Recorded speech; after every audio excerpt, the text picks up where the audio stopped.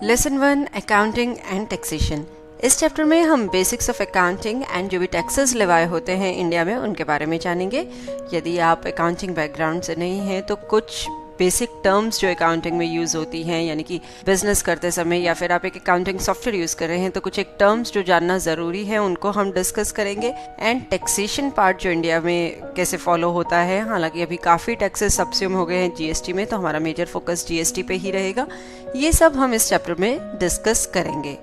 Chapter में सबसे पहले हम शुरुआत करेंगे जानने की कि what is accounting. Accounting is the art of recording, classifying and summarizing transactions of the business in a prescribed format in order to use this information to take managerial decisions।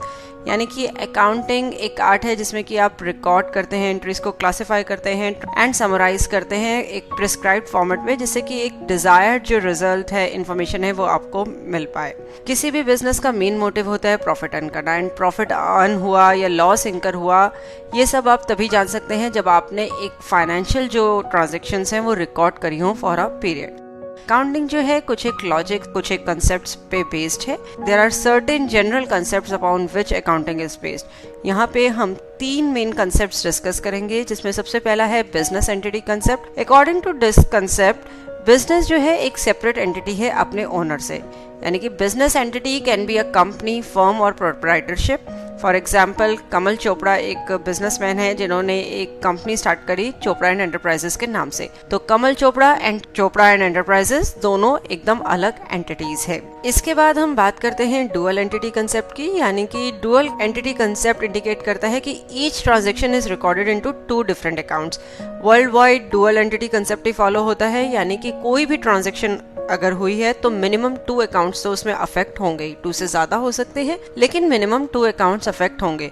For example आपने machinery purchase करी है cash में, तो machinery account आपका affect होगा and cash account होगा, यानी कि कैश कुछ कम हुआ है एंड मशीनरी आपकी बढ़ी है, तो ये दोनों ही अकाउंट्स जो है अफेक्ट होंगे। ये कहलाता है dual entity concept. Next is accounting period concept. According to this concept, accounts for a business are to be prepared for a specific period, यानी कि एक पर्टिकुलर पीरियड के लिए जो है हम अकाउंट्स प्रिपेयर करते हैं। जनरली एक 12 मंथ का पीरियड होता है, जैसे इंडिया में 1 अप्रैल टू 31 मार्च का पीरियड जो है फॉलो होता है। तो एक पीरियड होता है अकाउंटिंग पीरियड कंसेप्ट, यानी कि हम उसी पीरियड के लिए एंट्रीज मेंटेन करते हैं, देन नेक्स्ट ईयर स्टार्ट होता है। यदि आपको प्रॉफिट जज करना है तो आप पूरे एक ईयर की, पूरे एक साल की जो है ट्रांजेक्शन्स और एंट्रीज देखेंगे, एंड जिसके की बेसिस पे आपको रिक्वायर्ड इन्फॉर्मेशन मिलेगी।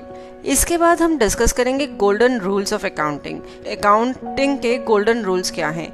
हालांकि अकाउंटिंग में बेसिकली हमें जो रिमेंबर करना होता है वो है plus minus of a transaction, that is कि किस अकाउंट में कुछ अमाउंट ऐड करना है, किस में से लेस करना है। In layman language we can say that अगर आपने एक आदमी को पैसे दिए हैं तो आप उसके अकाउंट में वो पैसे अभी ऐड कर देंगे, जब वो पैसे वापस आएंगे तो वो पैसे आप माइनस कर देंगे।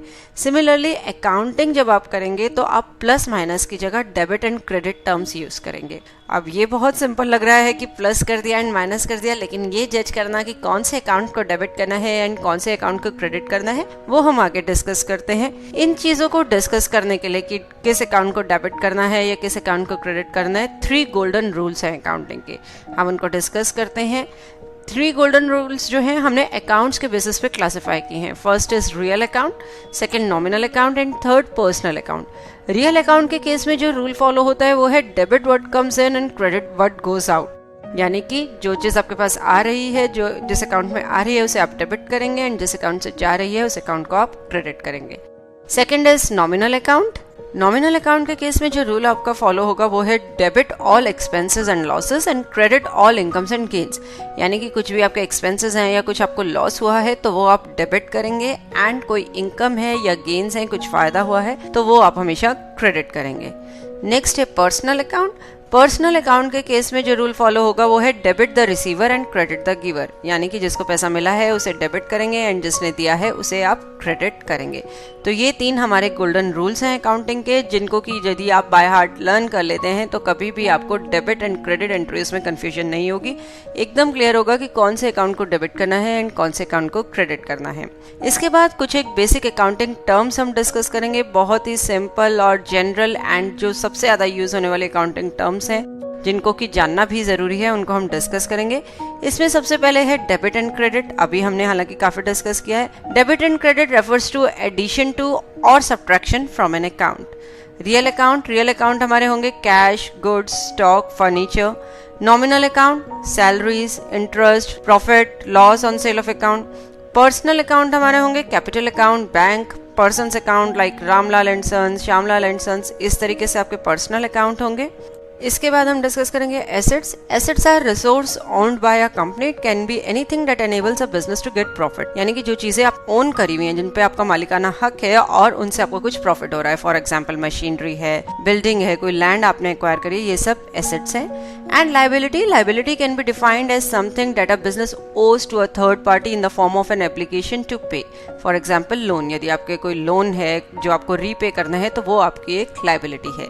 नेक्स्ट है कैपिटल वो मनी है जो ओनर इन्वेस्ट करते हैं बिजनेस को स्टार्ट करने में and they can claim it from the business. Income is money received by a person और ऑर्गेनाइजेशन। इनकम कोई भी मनी जो रिसीव हुई है पर्सन को या ऑर्गेनाइजेशन को for the efforts done. In other words, कोई भी आपको रिटर्न मिला है जो आपने वर्क डन किया है या आपके इन्वेस्टमेंट्स पे आपको कोई रिटर्न मिला है, वो इनकम है। एक्सपेंस, कोई भी अमाउंट आपने स्पेंड किया है किसी गुड्स को प्रोड्यूस करने के लिए तो उनको आप एक्सपेंस कहेंगे। And then is debtor and creditors. Debtor is a person or business that owes money to the company, यानी कि जिसने हमें कुछ पैसा देना है। And creditor to whom the business owes the money, यानी कि जिसको आपने कुछ पैसा देना है, देनदार और लेनदार। डेटर एंड क्रेडिटर, जिनसे हमने या तो पैसा देना है जिनको, एंड जिनसे हमने पैसा लेना है उनको हम डेटर और क्रेडिटर में क्लासिफाई करेंगे। इसके बाद हम टैक्सेशन पार्ट डिस्कस करेंगे। इंडिया का जो टैक्स स्ट्रक्चर है आफ्टर कमिंग ऑफ जीएसटी काफी इजी हो गया है, काफी सारे टैक्सेस उसमें सबस्यूम हो गए हैं। तो मेजरली हम जीएसटी यहाँ पे डिस्कस करेंगे, टीडीएस डिस्कस करेंगे एंड टीसीएस डिस्कस करेंगे।